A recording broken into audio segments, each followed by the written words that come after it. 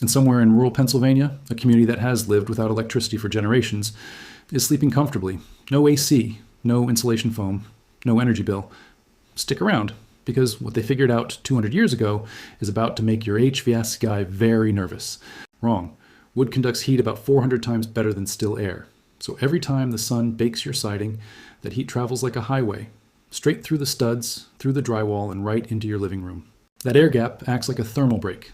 Heat radiates off the outer wall, rises up through the gap, and vents out through a small opening at the top.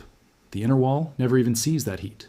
In summer, the full leafy canopy shades your wall. A mature tree drops wall surface temperature by 20 degrees or more. No excavation, no contractor, no electricity. A $5 sapling, watered for 2 years, gives you a 12-foot shading canopy that outperforms thousands of dollars of insulation work.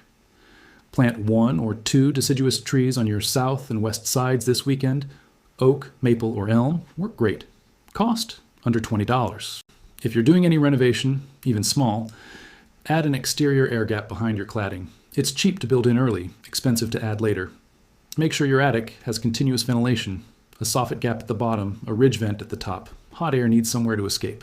A community that refuses to use smartphones outsmarted our entire HVAC industry using dirt, wood, and a $5 tree. Next video, how to drop your attic from 140 Teraguam to under $100 degrees with one simple fix that takes a Saturday afternoon.